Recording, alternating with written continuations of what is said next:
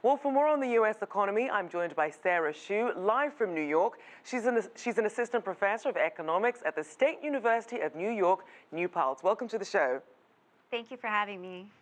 So let's take a look. As we saw, 156,000 jobs added in December, unemployment rate ticking up slightly, not what economists were expecting. What happened? Well, I was lower than what had been predicted, but unemployment rate fluctuates a little down, 8%, not so bad. And the fact that real wages rose overall by 2% really indicates that the economy is close to full employment. Indicates that fact. Now let's also look at some of the types of jobs. Where are most of them being created? Most of the jobs are being created in the services sector, mostly in the healthcare sector, since a lot of the baby boomers are in need of health. 30,000 there, 30,000 in foods, 3,000 in social assistance such as counseling or childcare, and also financial sector services and transportation services. Now, what about looking ahead in terms of who could really be faring the best going forward? Which sector's employees really have the best shot? Most likely the services sector hopefully will continue to experience growth through the Trump transition. We'd like to see a little bit more growth in terms of government-created jobs in education. It looks like the health services sector will continue to do well. Now, a lot of people are also concerned when it comes to some of the quality of the jobs that are being created. So in terms of that, who's faring the worst in the unemployment sector?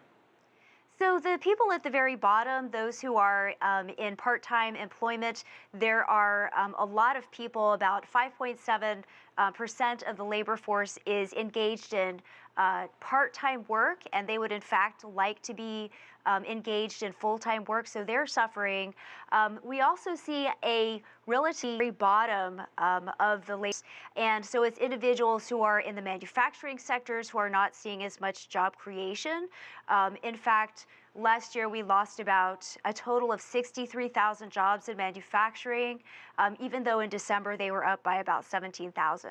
And obviously manufacturing jobs, a big issue when it came to Donald Trump. So how does the fact that the U.S. is in this transition period as Trump prepares to take office, how is that affecting hiring decisions? Well, I believe that there is some uncertainty out there.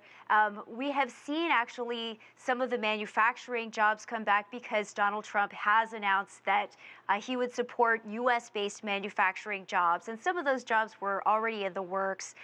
So manufacturing jobs may be on the slight rise. Right now, it's difficult to say. In terms of other hiring, there's not a great deal of uncertainty. I believe that in the health services sector, for sure, we'll continue to see a rise in anything associated with an aging population and a population in which people services such as childcare is in order to support their families as they work. Now, this is the Obama administration. So what does that indicate perhaps about some of the challenges and even the potential bright spots that lie ahead in the labor force? So President Obama has done a good job in bringing the U.S. back from the brink of a disastrous recession, possibly depression, and he's brought us from a point where we were approaching about 10% unemployment. He has, over his tenure, created 9.3 million jobs in the United States, and so going forward, Donald Trump has a relatively solid base to work off of. We'd like to see a little bit more job creation among the middle class, an increase in wages there certainly, and also continued job growth in the manufacturing sector. Now, you mentioned the fact that this wasn't a terrible report, but still, as you were saying, in line with expectations, but people obviously wanted more. They wanted to see some of these numbers that we saw in November. So what do you think this latest report says about the overall health of the U.S. economy? It says that the U.S. economy is rebounding. However, there are some structural issues. We do see retirement of the baby boomers. That has led to an overall decline in the labor force participation rate. But at the same time, we've also seen some people give up on trying to find employment. So some of the jobs just aren't there, or if the jobs are there, they are part-time or temporary types of jobs. Right. And so this is not an ideal type of employment structure that we would like to see. Now, ideally, if you could wave a magic wand, what would be the primary thing you would focus on going forward when it comes to the U.S. jobs picture? One of the major things, and Trump has committed to expanding infrastructure. Now, Trump has committed to building up privately funded infrastructure. I would like to see more job creation in the government sector. Under President Obama's and these are jobs that are often relatively stable. They pay a decent living wage.